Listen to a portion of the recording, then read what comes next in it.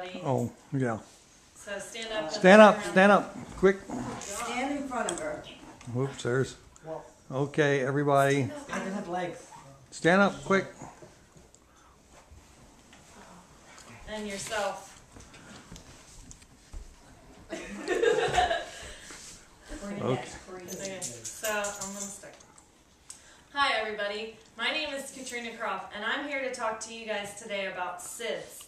SIDS is an acronym for Sudden Infant Death Syndrome. According to the American Association of Pediatrics, it is defined as the sudden death of an infant under 1 year of age which remains unexplained after a thorough case investigation including performance of autopsy, examination of death scene, and the review of the child's clinical history.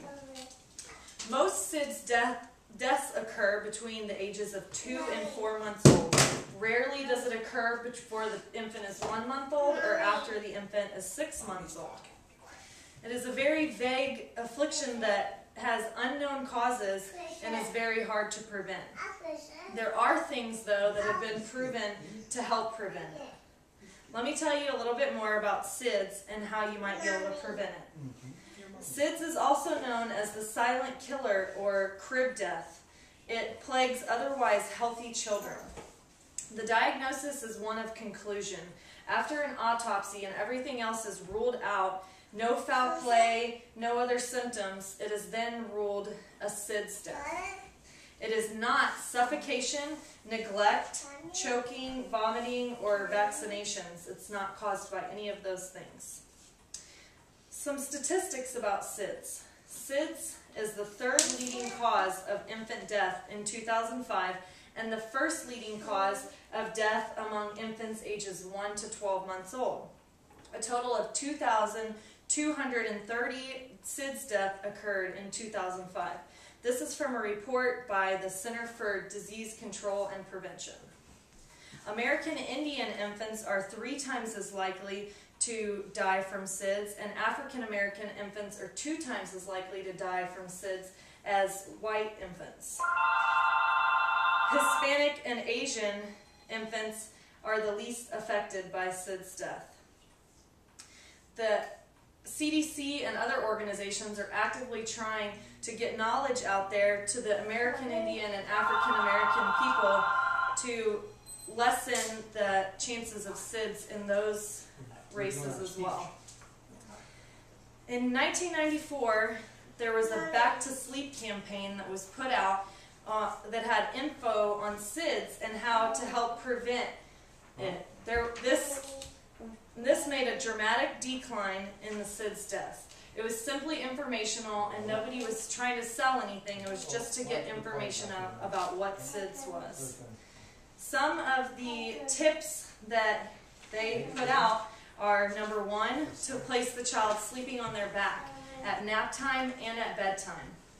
It used to be you put the child on their stomach, but this has recently changed and now it is necessary to always put a child on their back while sleeping. Place the child on a firm mattress with no loose bedding. This is very important as well. Do not have any toys or loose bedding around the child. This is an example of a crib bumper that comes in most crib sets. There's 2 pieces this size and 2 larger pieces, and it goes on all 4 sides of the crib. It ties on at the bottom. They recommend, even though it comes with these, not to use them because it can prevent airflow into the crib and cause the child to die, possibly of a SIDS death. They also recommend not smoking anywhere around the child when they're awake or they're asleep because it can cause lung problems and help the child and make the child not be able to breathe as well.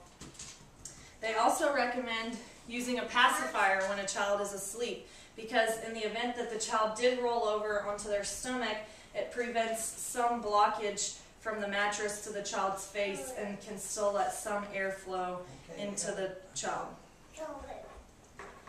And the last tip that they gave is to not overheat.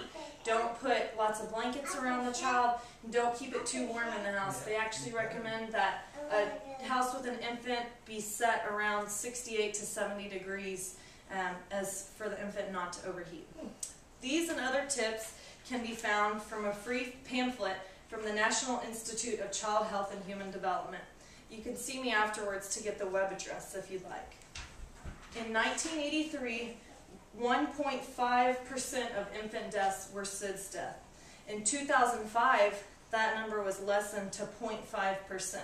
That's a huge jump, and that's great to know. There's no way to prevent this disease. It's really of unknown causes, but there are ways that I described to lessen the chances of it happening to your child. So, in conclusion, make sure you follow these tips, and you can never check on your child sleeping too many times. Thank you. Does anybody have any questions? So, not many or none under 1 month old. It's very rare. It's not that it's never happened, but they say that the most the most frequent time period that they see is between 2 to 4 months old. I wonder why that is. Yes. That's the time the parents were in the 80s, they used to send kids home with monitors because they were sure that they could predict SIDS deaths. Remember? Honey? Oh yeah. Yeah, they did. And I didn't hear you mention one thing about that. Do they not do that anymore? None of the research that I did showed anything about that. They tell you to monitor your child while they're sleeping. No, they used to But have there's- actually put breathing monitors Oh. on them Yeah. because I guess they don't do that anymore. they were so sure that certain children were prone to SIDS, or going to be prone to SIDS. Now, you said that the American Indians were 3 times more likely, blacks 2 times more likely. Is that because of socioeconomic conditions, or is that because of race? It's not anything genetic. They think that it's simply knowledge and them not having the knowledge or accessing the knowledge as other races that aren't as affected by it do, and possibly also sleeping conditions and whatnot. If it's too hot during the summer, or if the baby has too many blankets around them or around the bed, loose bedding, they said, or like a soft mattress. It's really bad for a baby to sleep on a soft mattress, because if their head rolls over the slightest bit, they can be suffocated, or their airway can be restricted. Did they mention that it's in certain parts of the country maybe more prevalent than in other parts? That's a good point. I don't know. I would like to look into that, though. I'm not sure, but I mean, I'm sure it might have something with the heat, to do with the heat. Well, I know a lot of people used to think that when it was a baby in the house, you had to keep the house extra warm.